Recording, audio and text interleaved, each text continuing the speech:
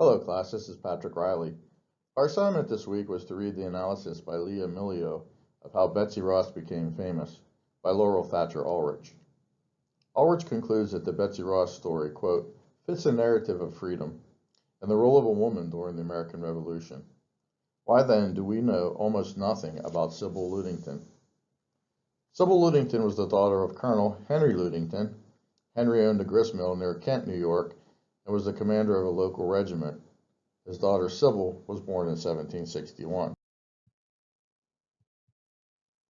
Colonel Ludington's troops were at their homes as it was planting season. On April 26, 1777, he received word from a courier that nearby Danbury, Connecticut, was under attack by British troops. He had to stay where he was and prepare for action, but he also needed to alert his troops. It is unknown if Sybil volunteered or her father asked her to alert his men. Sybil was only 16 years old at the time, but she was familiar with all the back roads in the area. She departed her home around 9 p.m. from Kent, headed south to Mahopac, to Carmel, to Lake Carmel, and to Stormville.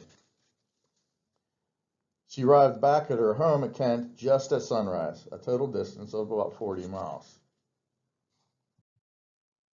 I've been reading about the American Revolution for over 30 years. Why have I not heard this story? Maybe a woman with spectacles quietly sewing fits the narrative, as Milio notes. The Betsy Ross image is the one we all remember because the scenario is so endearing. It was important to have a female revolutionary representative. Unfortunately, our history only tells us of Molly Pitcher and Betsy Ross. Perhaps the idea of a 16-year-old girl riding through the night and successfully finishing her mission without incident did not look good to the fans of the Midnight Ride of Paul Revere. Sybil Ludington's ride never gained national recognition like Betsy Ross.